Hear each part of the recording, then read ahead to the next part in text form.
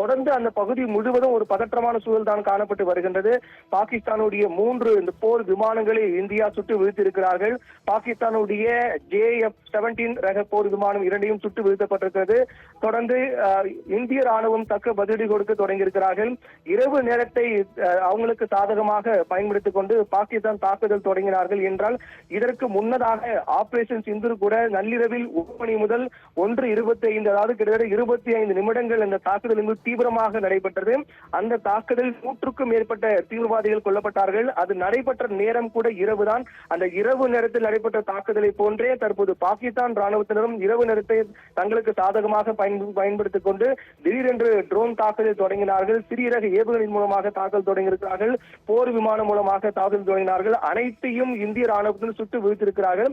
பெரிய அளவிலான பாதிப்பு, அதாவது ஏற்கனவே இது அனைத்தும் நடக்கும் என்று தெரிந்துதான் இந்திய ராணுவத்தினர் எல்லையொட்டிய பல்வேறு இடங்களில் அதிக அளவில் குவிக்கப்பட்டார்கள்.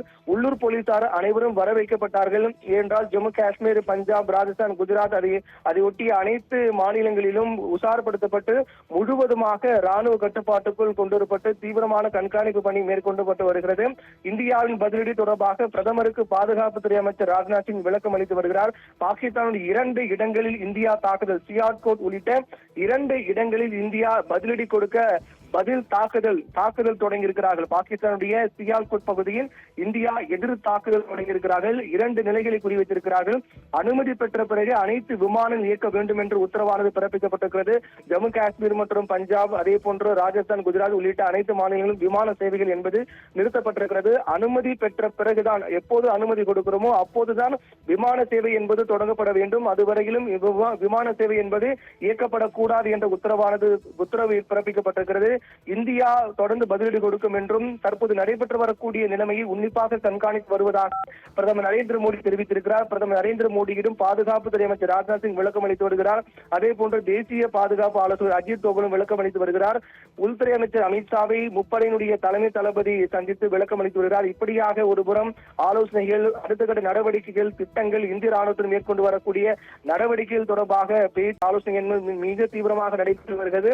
மறுபுறம் நம்முடைய ராணுவ வீரர்கள் களத்தில் இறங்கி நம் மக்களை பாதுகாக்கும் பொருட்டு தீவிரமான எதிர் தாக்குதல் நடத்தி வருகிறார்கள். முதற்கட்டமாக சமயோசிதமாக முதலில் பாகிஸ்தான் ராணுவம் மேற்கொண்ட ட்ரோன் தாக்குதலை சுட்டு வீழ்த்தக்கூடிய பணி மேற்கொள்ளப்பட்ட பிறகு பாகிஸ்தான் ராணுவம் அதற்கு பதிலடி கொடுத்து வருகிறது. என்றால் ஏற்கனவே பாகிஸ்தான் ராணுவத்தின் அத்துமீறினால் இந்தியா தக்க பதிலடி கொடுக்கும் என்று தெரிவித்தார்கள். அந்த பதிலடியை தான் தற்போது இந்திய ராணுவத்தினர் கொடுத்து வருகிறார்கள்.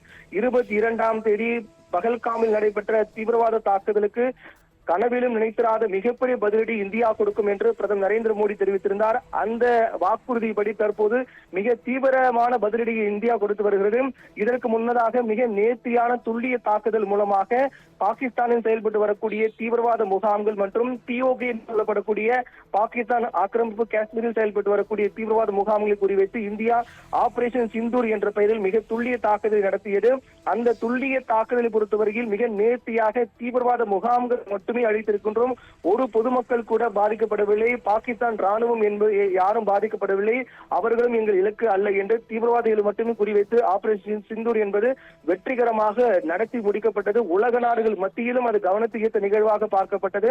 அதைத் தொடர்ந்து பாகிஸ்தான் ராணுவம் அத்துமீறிய காரணத்தால் இந்திய ராணுவம் தற்போது அதற்கு பதிலடி கொடுக்க ஏதுவாக பாகிஸ்தான் ராணுவத்தினரையும் அவர்களுடைய திட்டங்களையும் முறியடிக்கக்கூடிய பணியை மேற்கொண்டு வருகிறார்கள்.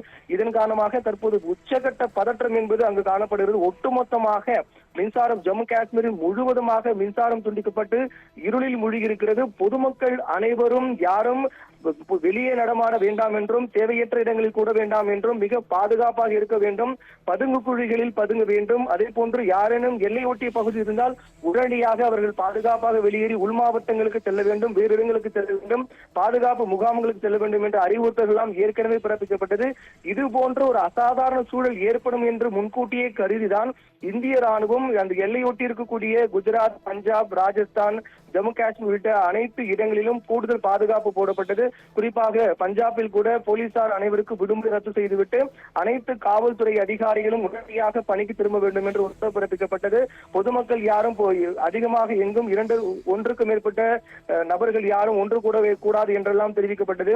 பஞ்சாப், ஹரியானா, ராஜஸ்தான் பல்வேறு இடங்களில் கல்வி நிலையங்கள் அனைத்து மூடப்பட்டிருக்கிறது.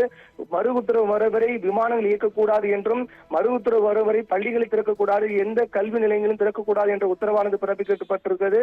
மிகப்பெரிய உச்சகட்ட பதற்றமானது காணப்படுகிறது. ஆபரேஷன் சிந்தூர் 2.0 தொடங்கி இருக்கிறது என்றே கூறலாம்.